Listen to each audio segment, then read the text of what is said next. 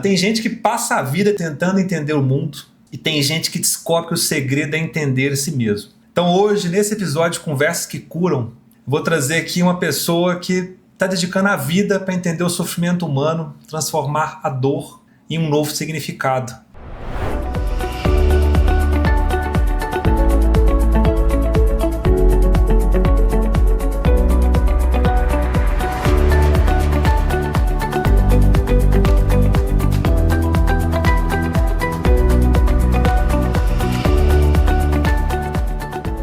Então, com vocês aqui no episódio 7, vou trazer a Ana Cristina. Ela é psicóloga, terapeuta de esquema, e ela vai falar um pouco sobre toda a história de vida dela e algumas curiosidades que eu, como empreendedor, tenho, que é essa questão de ser neurótico, de ser inconformado e outras coisas a mais que a gente vai falar. Então, com vocês aqui, Ana Cristina. Obrigada pelo convite, Lucas. E assim, quero iniciar esse bate-papo dizendo que eu fico mais confortável no papel de escuta, né? Adoro escutar histórias do que nesse papel de contar a minha história, mas vamos lá.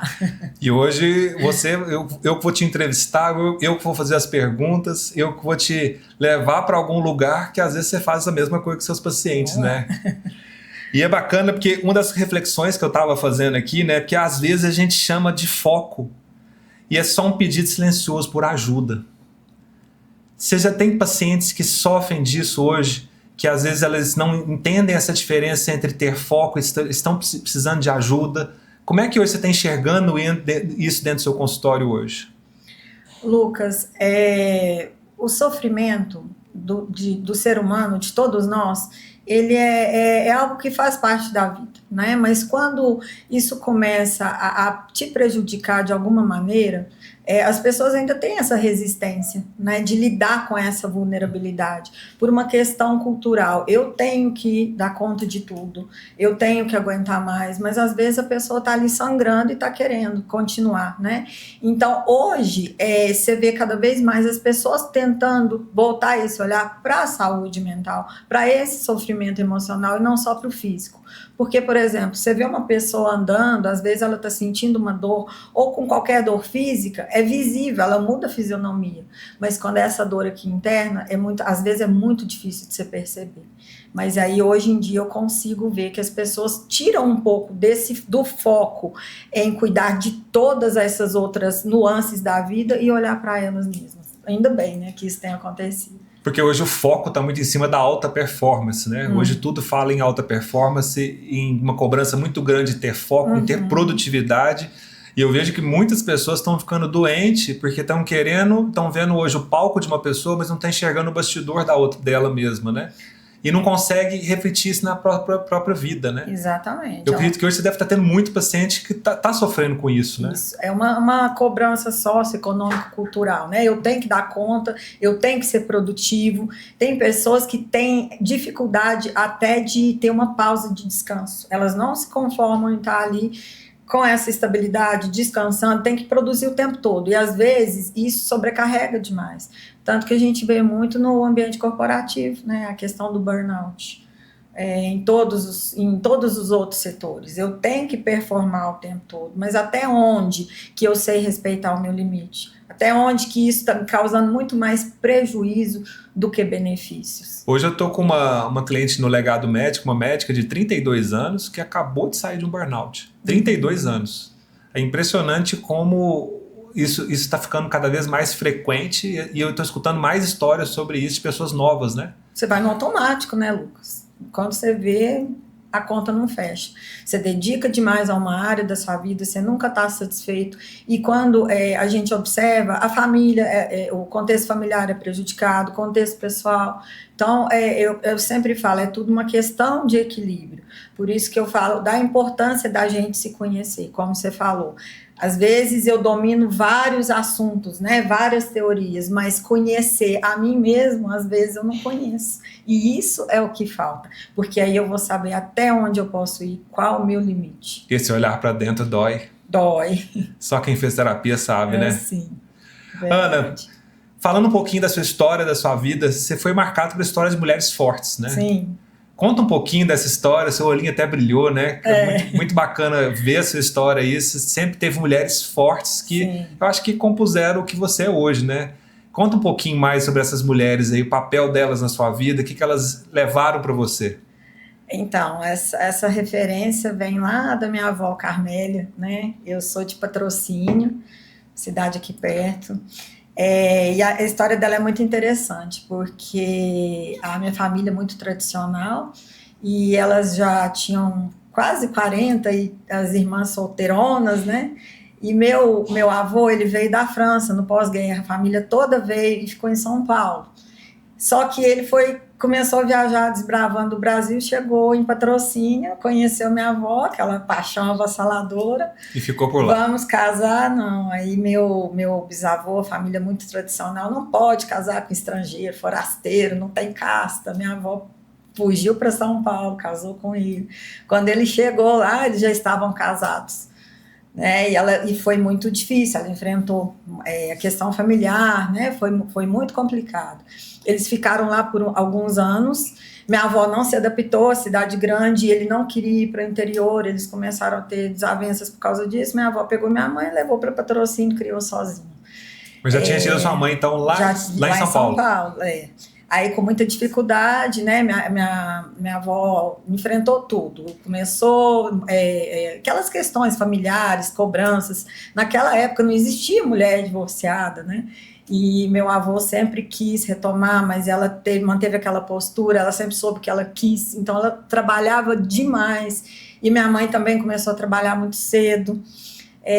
Minha mãe professora, a minha avó e minha mãe juntas, minha mãe com 17 anos conseguiu comprar uma casa, e eu lembro da minha mãe trabalhando assim, de manhã, à tarde, à noite, com a gente pequeno, viajando, fazendo curso de pós-graduação, sabe? Então, assim, a lembrança que eu tenho e o que me marca mesmo são essas mulheres fortes, determinadas, que lutam pelo que querem. Qual que é o nome da sua mãe? Ivone. Ivone. Dona Ivone, Portugal. Dona Ivone, ela ainda é viva ainda? Viva, graças a Deus. E onde ela está morando hoje? Ela está lá em Patrocínio, uma pessoa muito querida. E, assim, é o que eu tenho, assim, de grande referência, né? Então, eu me cobro muito porque eu tenho uma referência muito forte. Também do meu pai, né? Meu pai é uma pessoa muito determinada, um homem muito inteligente, muito batalhador. Ele era bancário, né? Então ele nunca prestou concurso interno no banco, ficava lá organizando as filas, porque ele queria ter acesso aos japoneses que vieram do Japão, foram para o Paraná, migraram para lá e foram para Patrocínio para comprar terra. E meu pai conhecia os fazendeiros de lá e começou a fazer negócio, mexer com corretagem, trabalhando assim, de manhã, à tarde, à noite. Meu pai, se não estava no telefone, naquela época não era o celular, no telefone, ele estava mostrando fazenda. Então, assim, foi uma vida que foi construída, tanto da parte do meu pai quanto da minha mãe, assim, com muito sacrifício, com muito esforço, muita dedicação. Então, assim, trabalho é algo que pessoas produtivas, eu tive isso muito marcado na minha vida. Né? E é uma história muito bacana deles, porque eu sempre tive um padrão de vida bom, nunca me faltou nada, mas eles conseguiram fazer a gente valorizar tudo isso, todo esse percurso. Se eu estudava numa escola particular, né, se eu morava numa casa boa, se eu tinha roupas boas, era devido a tudo aquilo que eles faziam para a gente. Então, tanto eu quanto meu irmão, eu tenho um irmão só, o João Henrique, a gente reconhece todo o esforço do meu pai e da minha mãe. E o João Henrique mora onde lá? Mora lá em Patrocínio. Mora em Patrocínio? Então só você que veio para Araxá? Só meu pai que mora em Uberaba. Meu pai e minha mãe são divorciados e meu pai mora em Uberaba, minha mãe e meu irmão em Patrocínio. E eu vim para Araxá. O que foi o maior legado que essas mulheres deixaram na sua vida? Como é que você resume isso? Nossa! Olha, força, determinação, autenticidade, se embasar na verdade acima de tudo. E, nossa, é isso. Força, determinação, autenticidade, verdade, forte, hein? São mulheres fortes e que eu tenho muito orgulho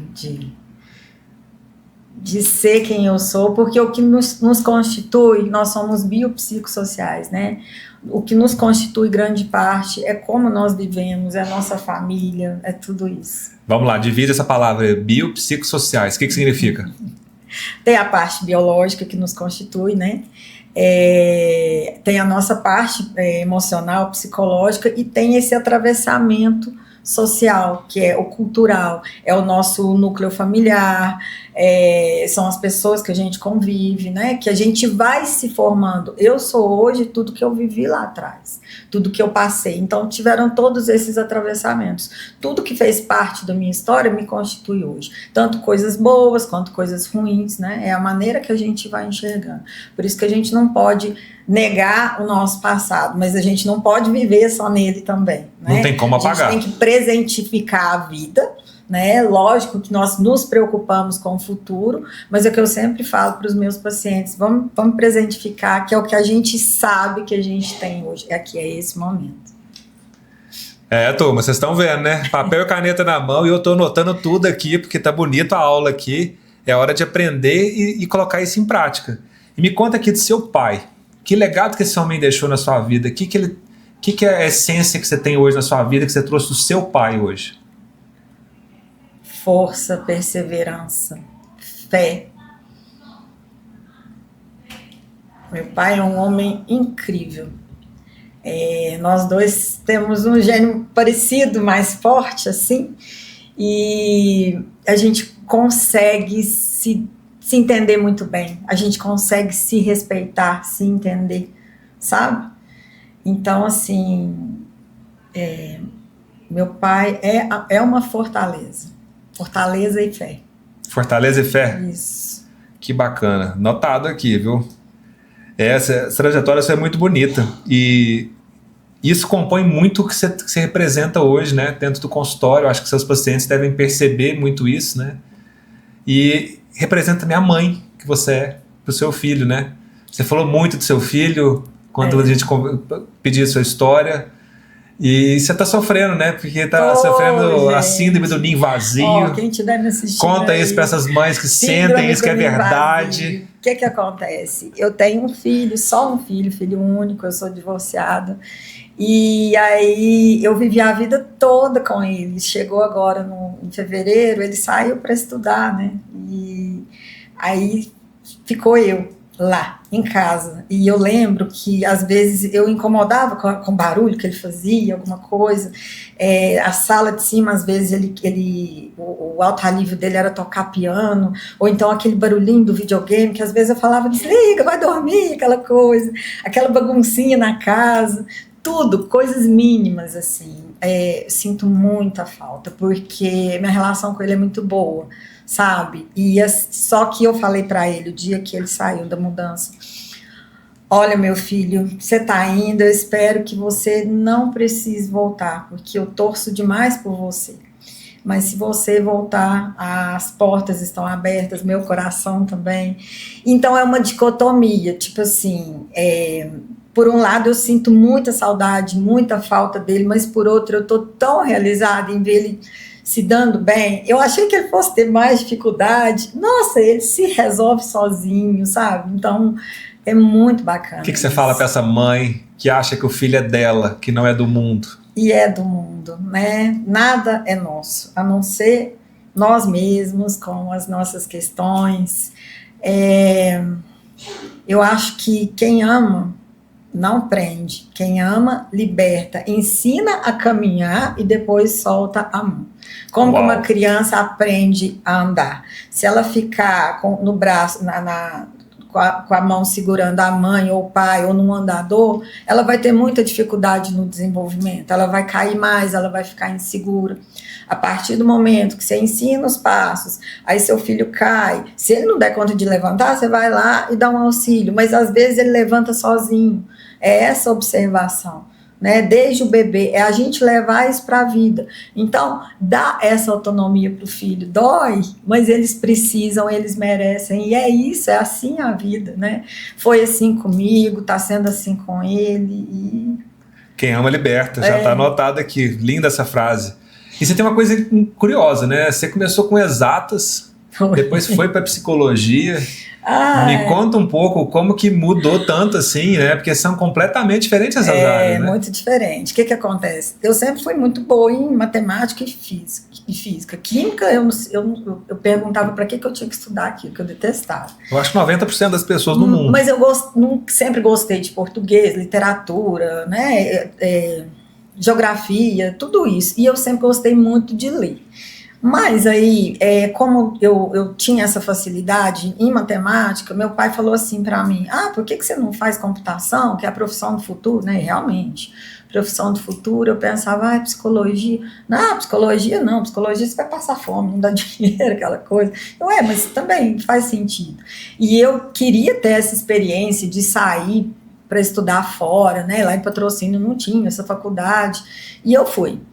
Só que eu não me identifiquei com o curso em si, mas a hora que você coloca a mão na massa, assim, eu falei, gente, mas não é isso que eu quero, tá muito mecanizado, assim, eu preciso de gente, e eu fiquei bem perdida e não me sentia muito realizada, né?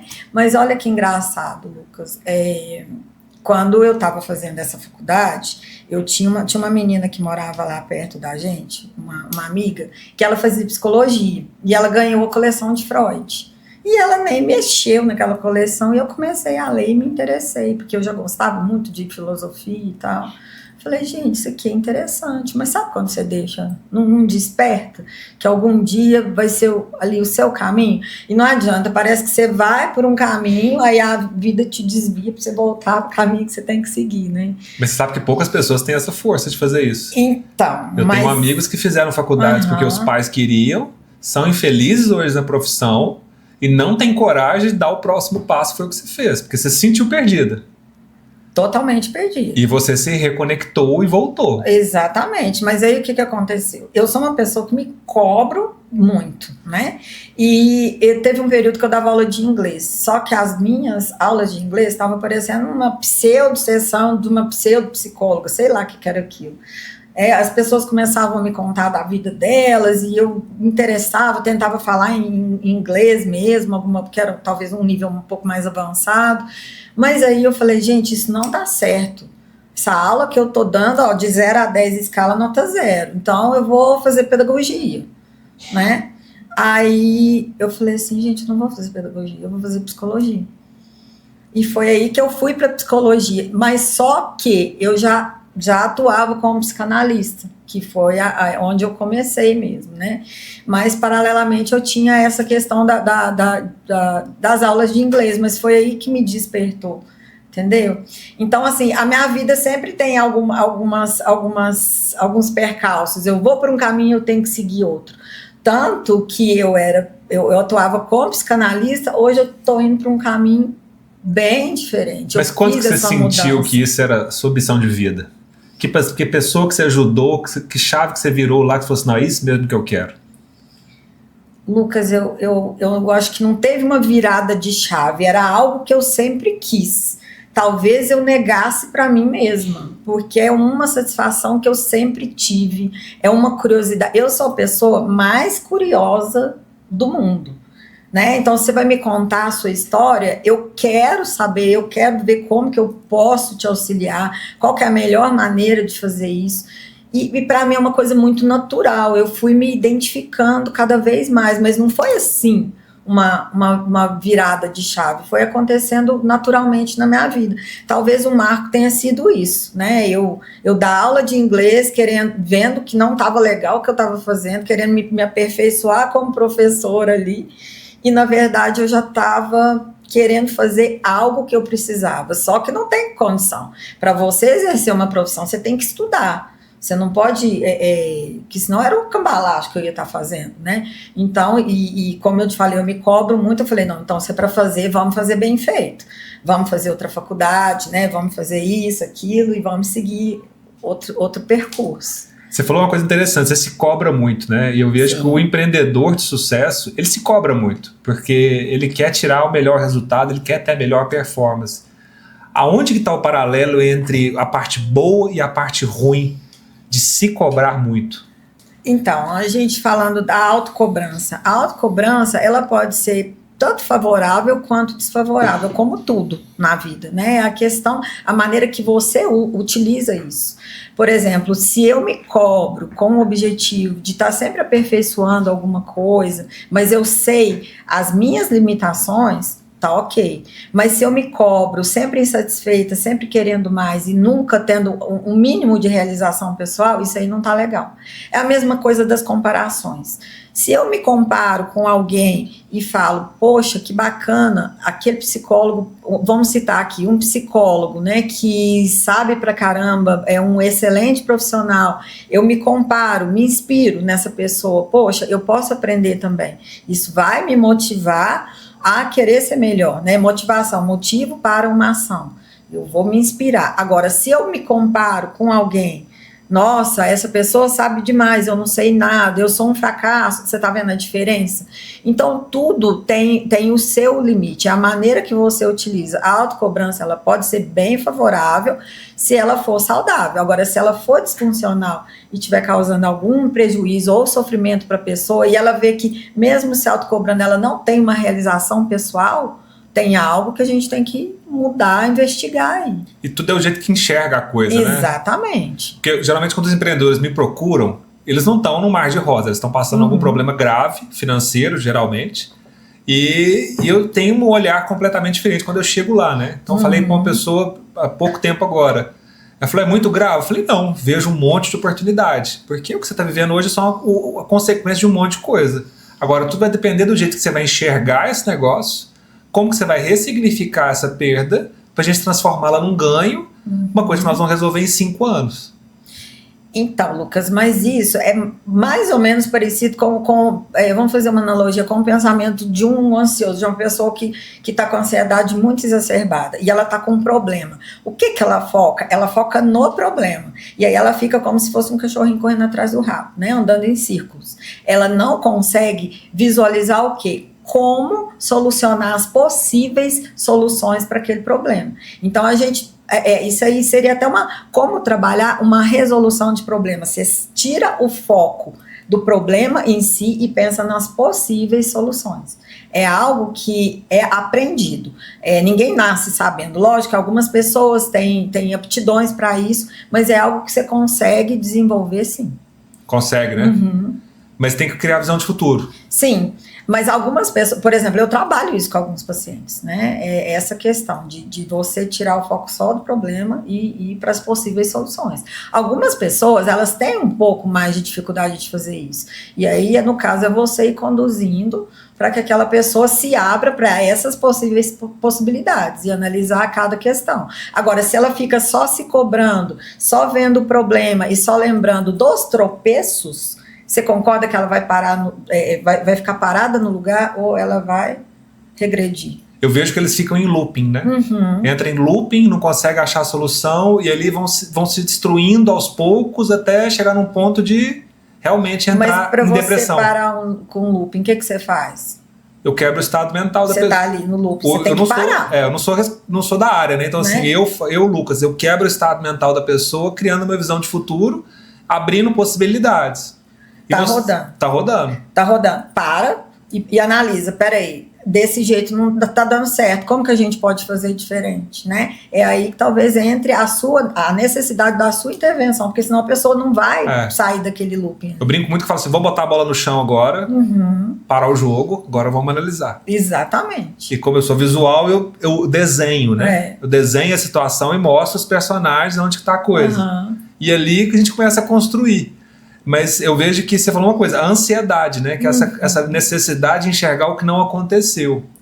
E isso é um mal dessa geração agora, né? Que é esse tanto de informação que a gente recebe hoje. Você percebe que hoje você em um dia recebe mais informação do que a sua avó que te criou em uma vida inteira.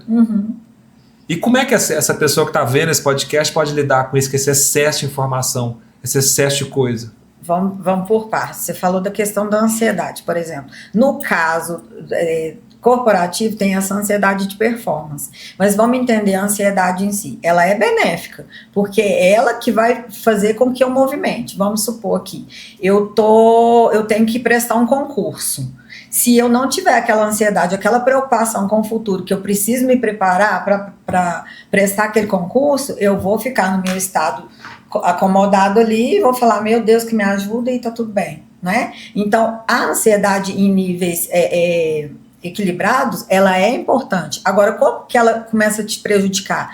Quando você fica tão preocupado com coisas que não aconteceram ainda, porque os pensamentos não são fatos, e aí você fica tão preocupado com o que pode acontecer lá no futuro, que geralmente é até um pensamento catastrófico, mais ligado para o negativo, que você paralisa. Você não sabe o que você faz. E hoje, realmente, a maior demanda eu acho que da maioria dos consultórios dos colegas é isso, né? Ansiedade e depressão. O Brasil é o país mais ansioso do mundo, só para você ter uma ideia. E quantos por cento dos pensamentos que a gente tem no dia se tornam verdade? Então, pensamentos não são fatos, né? O pensamento é o pensamento em si. Agora, para você concretizar, aí tem o comportamento. Né? Nós temos pensamentos, sentimentos, emoções e comportamento. Por exemplo, eu penso que eu posso ser uma profissional bem-sucedida. Isso é um pensamento. Para que esse pensamento vire um fato, o que eu tenho que fazer? Eu tenho que me comportar, né, de uma maneira congruente a isso. Se eu não me dedicar, se eu não me esforçar, se eu não trabalhar com ética, eu não vou conseguir chegar lá. Tem um livro que eu gosto muito de indicar para todos os meus mentorados, o Legado Médico, né, que é O Segredo da Mente Milionária, né? E ele fala no livro uma coisa muito interessante, né, que pensamentos geram sentimentos, que geram ações e que geram resultados. Então, que toda a origem está no seu pensamento. Então, se eu tenho um pensamento bom, eu tenho um sentimento bom, eu vou ter um comportamento bom que vai levar uma ação boa e um resultado bom. E isso, se a pessoa consegue controlar esses pensamentos negativos que drenam a energia, né? Porque os negativos, eles drenam, né? Você pensa tanto que vai dar errado, que às vezes você faz dar errado para confirmar a sua crença, né? Então, Lucas, mas o buraco é mais embaixo, não é tão linear assim, quer ver? Eu vou te explicar. A terapia cognitivo-comportamental trabalha muito com isso, né? Os pensamentos, os comportamentos, mas às vezes, deixa eu te dar um exemplo, uma pessoa, ela sabe que ela não é fracassada. O pensamento dela eu compreendo que eu não sou fracassada, eu compreendo que eu tive uma performance boa na minha vida profissional até agora, mas ainda assim, eu compreendo que eu não sou fracassada, mas eu sinto que eu sou. Aí, se eu sinto que eu sou, como que eu me comporto? Como se eu fosse. Você tá vendo que não é só pensar e agir. Tem a questão que esbarra, que é a emocional. Né? E foi por isso que eu também me identifiquei muito com a terapia do esquema, porque a gente trabalha com isso. Como eu penso, como eu sinto e como eu me comporto no mundo. Então, a terapia do esquema, como eu penso, como eu sinto e como eu me comporto. Como eu compreendo o mundo, né? Como eu sinto o mundo e como eu comporto, tá tudo interligado. Então, por exemplo, se eu tenho um pensamento distorcido, que eu sou um fracasso, esse pensamento tá errado. A gente trabalha o pensamento ali, mas mesmo assim a pessoa ainda sente. E de onde que vem isso? Às vezes vem de questões lá de trás, que a gente chama de esquemas iniciais desadaptativos. O que seria isso? Como eu te falei, a gente vai sendo constituído pelas nossas histórias de vida, né? As histórias boas, as ruins, os nossos traumas, tudo isso. Então, cada coisa que acontece é como se a lente que eu vejo o mundo, ela fosse sendo moldada. E se eu me apego a questões que me deixaram marcas, né, alguns traumas, alguns sofrimentos, essa lente ela vai ficando distorcida. Como se eu colocasse uns óculos, ao invés de ver essa orquídea aqui, eu vou enxergar, sei lá, uma roseira negra. Né? Tá distorcida a minha visão. E se eu compreendo, se eu vejo de um modo diferente, eu estou compreendendo distorcido, eu estou sentindo conforme o que eu estou compreendendo, e aí o meu comportamento vai ser relacionado com isso. Tá, mas aí entra a crença. Então, mas a crença é aqui. Certo? Mas ela está ligada à parte antiga dela. Ela está ligada lá atrás, que tem a questão emocional também. Então, aí a gente vai lá na raiz. Então, se eu tenho um bom profissional, por exemplo, muito profissional bom que entra comigo no legado, ele tem uma crença, ele custa aumentar o ticket dele dentro da entrega que ele faz. Então, eu vejo aqui, ele pensa que ele não é bom, ele sente que ele não entrega muita coisa, o comportamento dele na prática é fracassado. Como é que eu vou virar a cabeça desse cara para que ele entenda que ele realmente impacta a vida da pessoa, que ele está levando um tratamento de última geração e que o resultado que ele está gerando para aquela pessoa vai realmente mudar a vida dela, para ele realmente entender que ele precisa precificar essa parte? Na parte cognitiva, na parte racional, se você apresenta tudo isso para ele, ele vai compreender. Ele vai entender exatamente isso. Mas, no fundo, se ele sentir que ele tem esse esquema de fracasso, por exemplo, ele vai ter que trabalhar isso aí com ele. Isso é uma síndrome do impostor? Pode denominar assim, não é um termo muito assim. A Anne Kurt usa isso muito no livro dela, né? Entendi. Mas eu gosto muito de usar isso porque eu vivi nesse livro, porque eu já fui um impostor. Esse síndrome do impostor é uma maneira de você... É como se fosse se auto-sabotar, vamos dizer assim, que é um termo mais fácil de ser compreendido. Mas deixa eu te explicar. Dá para falar sobre isso um pouco? Eu acho que é até interessante essa questão da produtividade, do sucesso, do fracasso. Um esquema de fracasso. A pessoa que tem esse esquema de fracasso, como que ela se percebe? Eu sou fracassado, eu não vou ser bom nisso, eu não vou dar conta, né? Todas as vezes que eu tento, isso não dá certo. E de onde que isso originou? Lá de trás, esse esquema vai sendo originado de alguma coisa que foi acontecendo na vida da pessoa e ela começou a se enxergar assim, né? Eu realmente sou fracassada, eu entendo isso e eu me sinto dessa maneira. E como que ela se comporta? Às vezes, ela evita situações que possam validar esse esquema. Por exemplo, eu não vou me engajar num novo projeto, porque eu sei que eu sou fracassado, então eu não quero me sentir fracassado, eu nem vou começar esse projeto. Às vezes ela aceita que ela é fracassada. E aí o que ela vai fazer? Ela vai para aquelas coisas mais impossíveis, que ela sabe que não vai dar certo. Ou então o que ela faz? Quando ela hipercompensa esse esquema, aí ela consegue fazer o contrário, ela consegue coisas mais desafiadoras. Só que como no fundo ela se sente fracassada, ela não consegue ir além. Em algum momento ela vai paralisar ali. O que a gente precisa trabalhar? De onde que essa lente embaçada veio? Vamos limpar essa lente? Da crença. Né? Por que é? O que acontece? Essa questão emocional, ela vai interferir aqui também. A gente pensa, sente, comporta, mas a gente sente quando isso aqui tá enraizado. Não adianta, o sentimento, a maneira que eu sinto, ela vai interferir na maneira que eu penso também.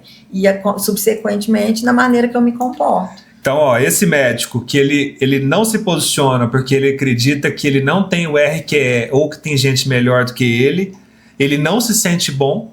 O estado que ele se coloca no momento de vulnerabilidade, ele acha que ele não consegue entregar. A crença dele, porque às vezes ele foi muito cobrado, teve um pai muito duro, ou um pai ausente, ou uma mãe super protetora, então ele não consegue sentir, que ele tem medo de se frustrar dentro do processo dele. Aí ele acaba o quê? Não conseguindo justificar tudo isso e ele prefere não mexer no preço dele. É mais ou menos isso? Então, não dá pra gente generalizar. Não, de uma forma geral, né? Não, porque cada pessoa tem uma história de vida, cada pessoa tem um esquema, porque ele vem advindo de um contexto familiar diferente, né? Então, a questão é o seguinte, se a pessoa tem que entender, se ela sente que ela não é capaz, que ela não é merecedora, que ela é fracassada, ela tem que saber por que isso acontece com ela. Lá atrás, ela vai investigar. Eu estou te falando isso como psicóloga, né? Nesse caso, aí a gente vai investigar a origem desse esquema, vai trabalhar qual a necessidade emocional básica que faltou, talvez naquela pessoa lá atrás. Será que foi ser validada? Será que foi ser reconhecida por pequenos ganhos, né, que ela tinha? Será que ela teve uma autocobrança muito exagerada e nunca foi reconhecida? Porque que ela focava tanto no fracasso e não nos pequenos desempenhos. E aí a gente trabalhando com tudo isso, ela começa a se sentir de uma maneira diferente, né? Pensar e assim se comportar, se permitir. É como se esse esquema ele perdesse força. Ou seja, não, eu entendo que eu não sou um fracasso, mas eu estou sentindo que eu realmente não sou mais fracassado, então consequentemente, você começa a se comportar de uma outra maneira. Então, de forma geral, na terapia do esquema, a gente pensa, a gente senta, a gente sente e a gente se comporta, né? Se comporta. Eu sou uma pessoa de muito ritual. Eu tenho muitos rituais para me energizar, ritual quando eu acordo, rituais de leituras de manhã, para me contextualizar, para eu direcionar o meu pensamento e canalizar a minha força, né? Até que ponto você acha que isso impacta muito na terapia do esquema aqui para ter foco dentro do seu dia? Na terapia do esquema em si? Pensando em rituais. Os rituais são importantes para a pessoa construir isso? Lucas, por exemplo, se para você ter essa rotina, para você é funcional, te ajuda, tá ok. Né? Eu não tenho toda essa rotina e eu funciono de uma maneira diferente. Agora, se toda essa rotina sua te causa sofrimento e prejuízo, aí a gente tem que se atentar a ela. Porque é muito específico de cada pessoa. Você tem que se atentar a isso. Eu ter uma rotina, eu fazer tudo isso, meu dia rende perfeitamente, ok. Mas às vezes tem pessoas que não precisam dessa condição. Agora, a rotina em si, ela é importante para todo mundo, mas não uma rotina muito rígida. Então, ter uma agenda é benéfica. Agora, estar amarrado a uma agenda é benéfico. É maléfico. Se você começar a ser escravo da sua agenda, é maléfico. Vai te causar mais prejuízo. Porque, por exemplo, tem pessoas que elas têm muita dificuldade de lidar com imprevisibilidade. Vamos supor, eu faço a minha agenda de segunda a sexta, ok? É bacana eu ter minha rotina, é importante. Até mesmo para otimização de tempo, para gerenciar seu tempo em si. Agora, aí acontece algum problema no meio da semana e eu tenho que modificar toda a minha agenda. E se eu sou completamente dependente daquilo, vai me causar um sofrimento muito grande. E eu preciso lidar com isso, com imprevisibilidades. Né? Então, é tudo que eu te falei, é questão de equilíbrio. Mas a rotina é fundamental na vida de qualquer pessoa. Só você não pode se tornar refém dela. Você tem que usar ela a seu favor. Porque eu vejo hoje muita gente botando muitas rotinas exageradas na internet, botando como fosse um padrão de sucesso. E eu vejo pessoas sofrendo por tentar fazer igual. E não dá conta. E não dá conta. Não, mas a rotina de cada um é específica. Né? Por exemplo, não é porque o blogueiro tal acorda 4 horas da manhã e vai para academia que você tem que fazer a mesma coisa. Né? O seu horário é outro, a sua produtividade é outra, a sua vida, seu contexto é completamente diferente do dele. Por isso que eu estou te falando, as comparações elas são perigosas nesse sentido. Você vai comparar para se inspirar. Nossa, que bacana, aquela pessoa tem uma rotina, consegue levar a vida. Eu também quero ter uma rotina, mas a minha rotina vai ser condizente com a minha realidade, com a minha vida, não com a sua. E não com a do blogueiro, e não com de outra pessoa, entendeu? Você vai se adequando a isso. Agora, eu te pergunto, a sua rotina para você, ela é funcional? Muito. Ela te traz algum prejuízo? Nunca. Algum sofrimento? Então vai viver com a sua rotina. Para mim, a minha rotina da parte da manhã, eu chamo ela de rotina do dia perfeito. Se eu faço ela do jeito que eu gosto de manhã, eu tenho um dia perfeito. Mas e se você deixa de fazer? Aí que tá a questão. Aí eu adapto. Aí você adapta. Porque se isso te causa um sofrimento muito grande, aí você tem que tomar um certo cuidado. O que me incomoda é só não dormir na hora que eu quero. Porque hoje eu tenho um despertador para dormir, não para acordar. E isso me incomoda, porque eu sou uma pessoa de dormir, entendeu? Eu preciso dormir. Eu tenho Mas todo mundo precisa. Eu sou chata. É porque eu escuto pessoas falando que 4 horas para mim é tranquilo, eu vivo bem. Não, eu vivo bem com 7, 8 horas. Eu sou uma pessoa que precisa disso. É questionável 4 horas. Eu adoro acordar às 5h30 da manhã, 5 horas da manhã, porque é a hora que não tem barulho, a casa tá parada, eu faço meu café, eu leio meu livro, eu faço tudo que eu tenho que fazer para depois a casa acordar e eu já tá fazendo outra coisa. Tem pessoas que chegam e falam assim, eu durmo super bem, eu durmo 4 horas por dia só, né, e tá ok, aí você vai investigar. E como que você acorda? Você acorda cansado? Não, acordo bem. A hora do almoço, meu rendimento já caiu, aí eu fico cansado. E seu estado de humor? Eu acho que eu tô muito irritado. E sua memória? Nossa, tô esquecendo tudo, né? Então, assim, e a sua atenção? Nossa, tô super desatento. E às vezes a gente não tem que pensar em algo muito complexo. Vamos no básico ali. Qual que é o maior regulador emocional que a gente tem? É o sono, mas não é o sono induzido por medicação, é aquele sono natural de qualidade. Por isso que eu fico batendo nessa tecla. É muito importante. Tanto quanto o ar que a gente respira. E as pessoas dão pouca importância para isso. Só que você só sabe ao longo do seu dia, o que está como que está te causando isso? Você está tendo oscilação de humor? Como que está a sua memória, sua atenção, como eu te falei, né? O seu cansaço, a sua disposição. Então, tudo tem que ser... Para mim, minha rotina perfeita é acordar, beber meio litro de água, limão com própolis, fazer o meu café, que eu acho super importante. Eu gosto de fazer o meu café, tomar meu café, ler meu livro e ir para academia. Se eu fizer isso aí todos os dias, para mim, o dia começa perfeito, eu tô na minha sintonia, tô tudo certo. E se não der certo, você consegue se adaptar. A única coisa que eu coloco como regra rígida é usar o telefone só depois de 1 hora que eu acordei, que é a hora que eu vou para academia, que eu vou usar ele para escutar algum podcast, alguma aula. Mas enquanto eu acordei até terminar a leitura, eu não conecto com o telefone, não põe a mão em tela. Ai, gente, tá perfeito, viu? Escutem o Lucas, telefone, deixa ele para depois. Eu acho que se a gente conseguisse ficar 1 hora antes de dormir, o ideal são pelo menos 2, mas uma pelo menos eu acho que talvez seria melhor, porque muita gente, o último contato que você tem é com o celular. 1 hora antes de dormir, longe de tela, principalmente do celular, tela em si, e 1 hora depois de acordar longe dele também seria perfeito. Isso mudou toda a minha produtividade, diminuiu o nível de estresse, diminuiu o nível de ansiedade, fazer isso. Eu falei, gente, eu preciso mudar isso, porque eu não vou ficar acordando e olhando o telefone. Então, o mundo começa depois que eu sair da academia. Aí eu vou começar pelo meu WhatsApp. E depois que eu consegui fazer outra coisa também que mudou todo o jogo, mas descobri isso terapia, lógico, porque sozinho você não consegue fazer esse tipo de coisa, né? Eu não consegui lidar com o WhatsApp. O WhatsApp parecia uma areia movediça. Quanto mais mensagem chegava, mais eu achava que eu não ia dar conta, mais eu ficava pensando em outra pessoa que estava do outro lado. A partir do momento que eu coloquei horário para responder o WhatsApp e comecei a virar ele sempre no silencioso, meu telefone nunca tocou, né? Ele sempre fica no silencioso. Então eu vejo ele nos horários pré-programados. A minha produtividade triplicou e meu nível de ansiedade ele desceu. Então, mas isso aí é muito importante para você colocar na sua rotina diária. Né? Todo mundo que trabalha com WhatsApp é bom prestar atenção nisso. Não tem que checar a mensagem toda hora. Sabe o que você faz? Coloca em contatos emergenciais sua família, o pessoal ali, e começa a checar de tempos em tempos, em horários determinados.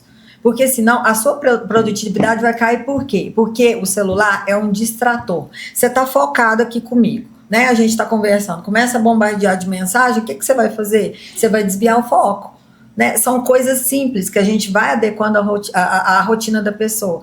Pessoas com TDAH, por exemplo, é o que a gente mais usa. Nós vamos fazer o quê? Uma modulação ambiental. O que é isso? Tirar todos os distratores da pessoa quando ela está estudando, quando ela está trabalhando. Porque qualquer coisa você tira o foco, você desvia ali. É muita informação. E o celular, o que é? Você tem informação auditiva, visual, entendeu? É um bombardeio ali. E o cérebro, ele precisa de um certo descanso. E outra coisa, você falou que gosta de ler quando acorda, né? À noite também é um horário muito bacana, porque por mais que você goste do que você está lendo, é prazeroso, você concorda que é enfadonho? Porque as páginas são iguais, a iluminação é a mesma, a letra é o mesmo formato, não tem nada visual ali. E aí você acaba o quê? Desligando, entrando naquele processo do sono.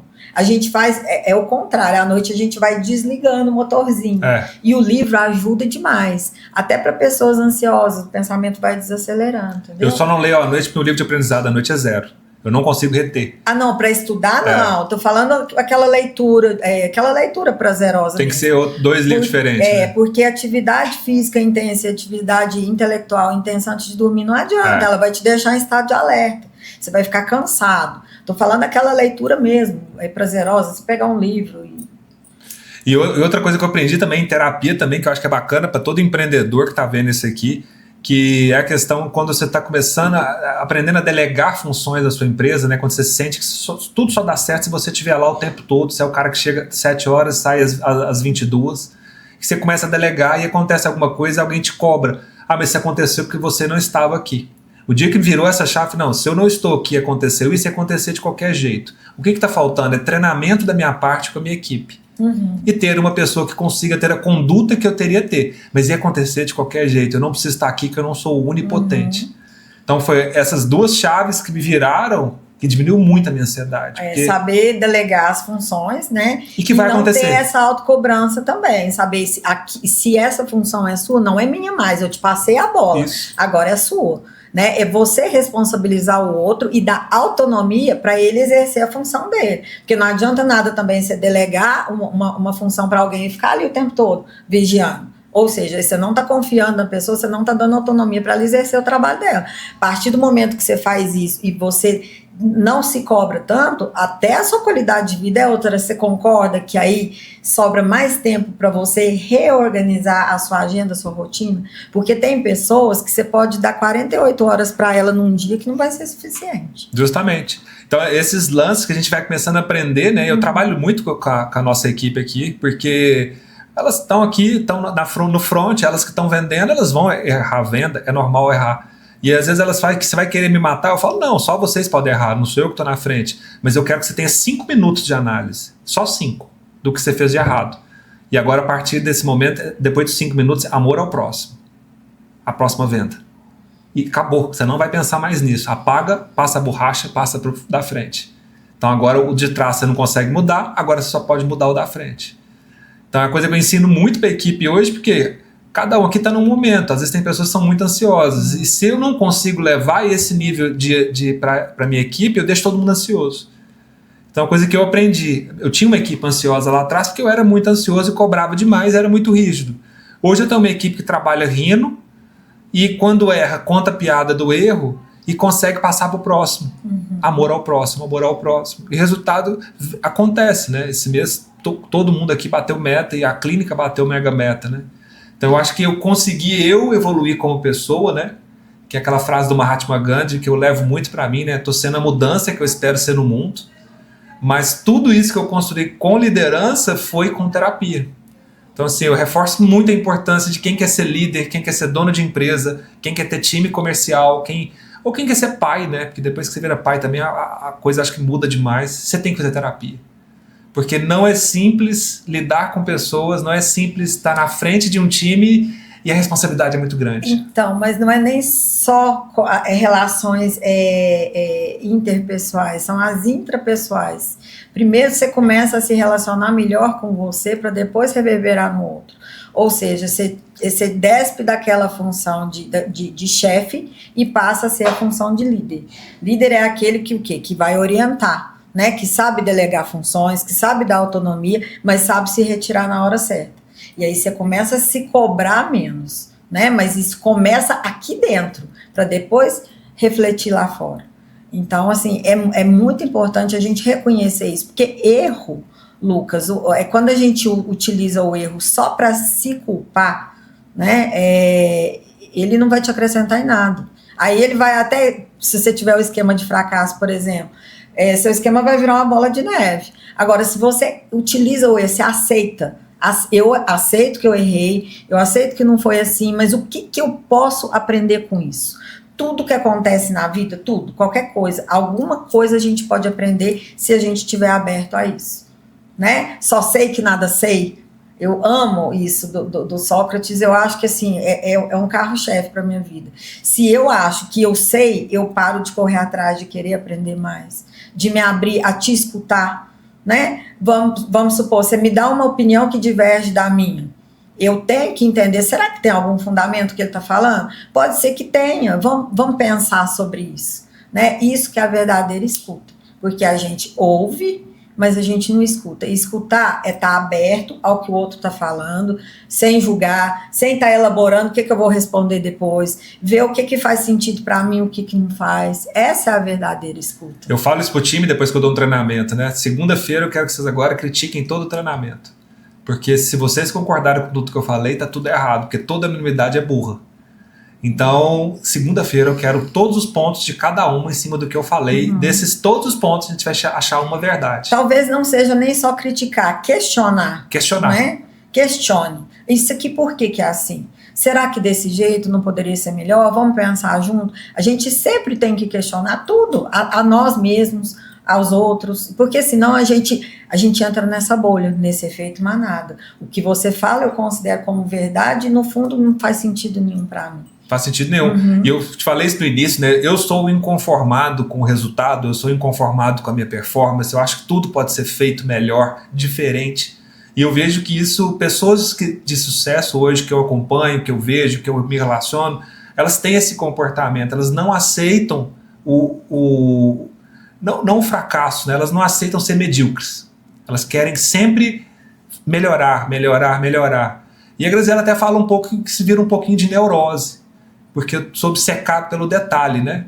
O marketing fala muito isso, né? O cliente vê tudo. Então, se o cliente vê tudo, eu também tenho que ver tudo. Então, eu quero melhorar tudo. Até que ponto você acha que esse nível de neurose, esse nível de inconformismo, ele é bom para a pessoa produzir, para ela alavancar a vida dela, para ela querer coisas maiores, para ela não parar de estudar, ela querer sentar na mesa sempre que ela é mais burra? E até que ponto você acha que isso vira uma doença? Quando se torna uma obsessão. Quando essa pessoa nunca está satisfeita com nada, ela sempre está querendo mais, ela sempre se cobra, se questiona, mas se subjugando de alguma maneira. Tudo é equilíbrio, né? Então, assim, você se cobrar, você querer evoluir, tudo bem, mas a gente precisa reconhecer as nossas limitações e a gente precisa também se satisfazer com os pequenos ganhos, porque senão você nunca está satisfeito com nada. Então, tudo é uma questão de equilíbrio e vai variar de pessoa para pessoa. Se está te trazendo algum sofrimento, algum prejuízo, às vezes a gente não percebe, mas o outro que convive com a gente percebe. E aí é a gente ficar com a anteninha ligada. Pô, será que é assim mesmo? Né? Mas isso como que eu vou saber resolver essas questões? Na terapia. Mas esses pequenos ganhos, você fala de que seria o quê? São os pequenos avanços que a pessoa consegue, ou pequenas metas? Que seria? Pequenas conquistas, independentemente do que seja, né? É você reconhecer. Às vezes a gente foca lá no objetivo final, mas a gente esquece dos pequenos passos, né? Então eu quero só aquilo e eu não consigo focar em cada ganho que eu tenho no dia a dia, porque para eu chegar lá na frente eu preciso caminhar. Então, se eu só foco lá, eu nunca vou estar satisfeito. E às vezes, por exemplo, eu quero esse copo, né? Eu desejo esse copo. Eu foco, eu estou obcecada por ele. A partir do momento que eu consegui ele perdeu a graça para mim. Aí eu já quero esse. E no fundo, eu não parei nem para curtir esse copo que eu ganhei. Eu estou sempre insatisfeito. Aí já é uma questão que a gente precisa se atentar, porque olha que delícia que é eu me empenhando, guardando meu dinheiro, focando para comprar esse copo. Hoje eu consegui guardar um pouco, amanhã eu guardo mais. Eu tô satisfeita com isso. A hora que eu compro, eu curto ele, para depois eu falar assim, não, agora eu quero mais um. Mas se eu tô obcecada, o que eu faço? Eu só quero ter. A partir do momento que eu tenho, já não me serve, eu quero mais. Mas por que depois que a gente compra, depois passa pouco tempo, aquilo ali parece que já é da minha vida, eu já não tenho mais tesão naquilo? Então, isso aí agora eu vou voltar lá para psicanálise, que eu não atuo mais como psicanalista, mas foi a base da minha formação. Eu estudei psicanálise lacaniana, né? E Lacan tem uma frase que ele fala assim: somos seres desejantes, destinados à incompletude, e é isso que nos faz caminhar. E para mim faz todo sentido isso aí. Por quê? Porque a partir do momento, eu sempre quero algo, a partir do momento que eu tenho, se eu tenho, eu não quero mais, você concorda? Uhum. Eu quero esse copo, se eu tenho ele, eu não quero mais. Mas eu preciso de algo para mover minha vida. Eu preciso dar um sentido para minha vida. Porque senão ela perde o sentido. Então a gente sempre tem que encontrar um sentido. Se isso não faz mais, eu vou ressignificar a minha vida e encontrar um outro sentido. Só que é o que eu te falei, tudo tem que ter um equilíbrio, porque eu preciso sentir prazer nesse caminhar, nessa trajetória, e não só na conquista em si. E esse fora de equilíbrio se torna um compulsivo comprador? Pode ser. Também. Ou compulsivo por alimento? Também.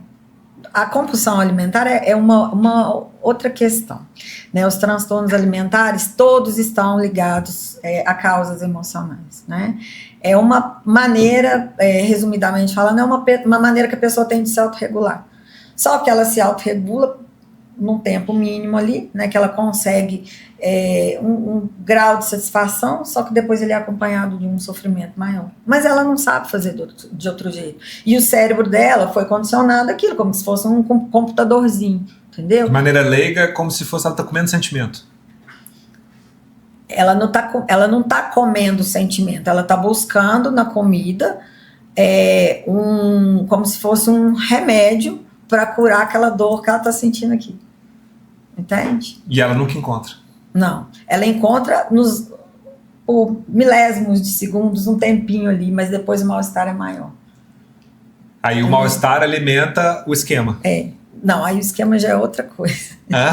O esquema já é outra coisa. A gente está falando da compulsão alimentar em si, né? Mas alguns esquemas levam a isso mesmo. E é o que a gente vai trabalhar com o paciente, por exemplo, que tem a questão desse transtorno, né, de compulsão alimentar. A regulação emocional, o autoconhecimento, a maneira que ele lida com os alimentos. Porque o alimento não é só para nutrir, é para dar prazer também. Só que uma pessoa com compulsão, ela não está buscando prazer, ela está buscando aliviar a dor. Entende a diferença? O buraco é bem mais embaixo. É bem mais embaixo.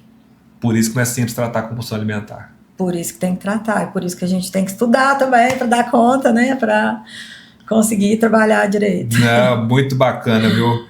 Me conta aqui, que caso que você teve no consultório, até hoje, você pode contar uma parte, lógico, né? Que você fala assim, foi ali que eu descobri que aqui é minha missão de vida, a psicologia é o que eu quero fazer pro resto da minha vida. Olha, eu não posso falar de casos específicos, mas eu vou te falar uma coisa. Todo dia, desde o meu primeiro atendimento até o último que eu fiz agora à tarde, todo dia eu tenho essa sensação. Aqui é meu lugar, é isso que eu quero fazer.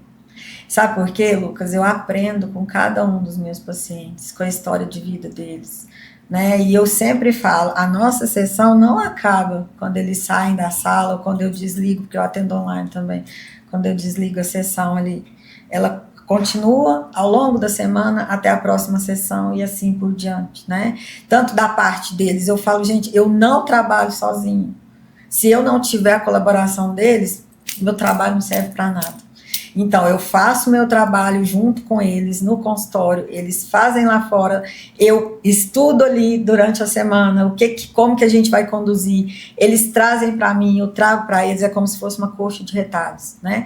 Então, assim, todos os dias eu tenho essa mesma sensação, é isso que eu quero, é isso que eu sei fazer e é isso que eu quero continuar fazendo da melhor maneira possível, porque quando um paciente, ele expõe a você, a sua vida, as suas dores, às vezes coisas que ninguém nunca, jamais vai ter acesso e a gente tem, o mínimo que eu posso fazer por essa pessoa, o mínimo é dar o meu melhor, sabe?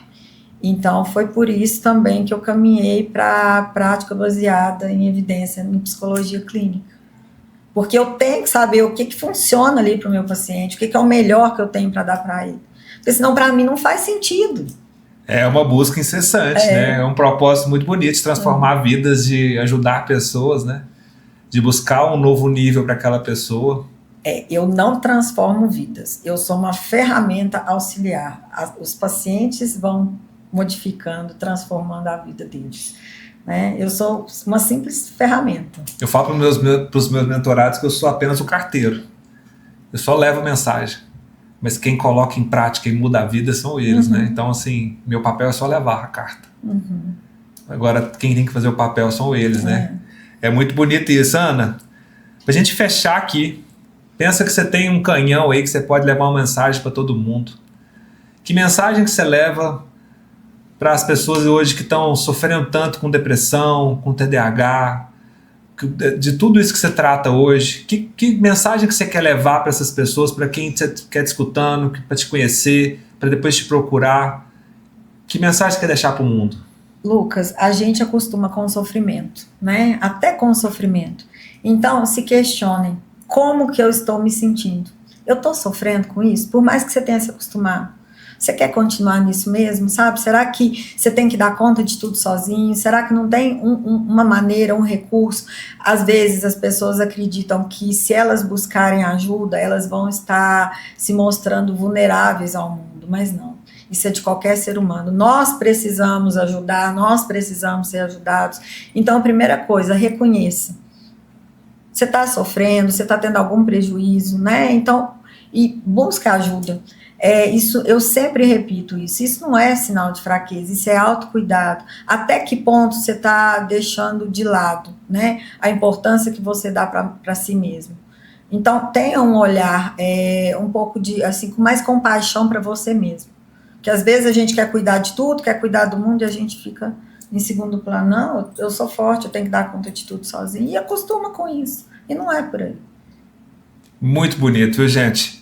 Que história bonita, que paixão pela psicologia, por transformar vidas, por não é mudar... paixão. Paixão, se fosse paixão, já teria passado. Esse é amor mesmo, né? Porque quando você fala de seu olho brilha, a sua expressão corporal muda completamente quando fala do impacto na vida das pessoas. Então, obrigado por trazer isso tudo. Espero que quem assista esse podcast aqui, que é seu paciente, que ainda não é, entenda a sua essência, de onde você veio, esse amor que você tem por tudo que você coloca, e ter certeza que vai estar sendo muito bem cuidado, né? Porque você tem um propósito muito bonito dentro da psicologia, né? Não é simplesmente cuidar, né? Transformar as pessoas, né? Levar as pessoas de um ponto A para um ponto B, né? Ajudar as pessoas nessa caminhada. Então, obrigado por compartilhar essa história, viu? Quem está assistindo, curte, compartilha, manda para aquela pessoa que precisa de uma ajuda, que precisa escutar toda essa história. E fiquem atentos que o próximo episódio vai vir uma ginecologista muito especial aqui da clínica, vai contar toda a história dela. Ela é do Paraná, ela não é de Minas, e que está fazendo muito sucesso aqui em Araxá. Então fica atento que o próximo episódio vai ser muito legal, viu?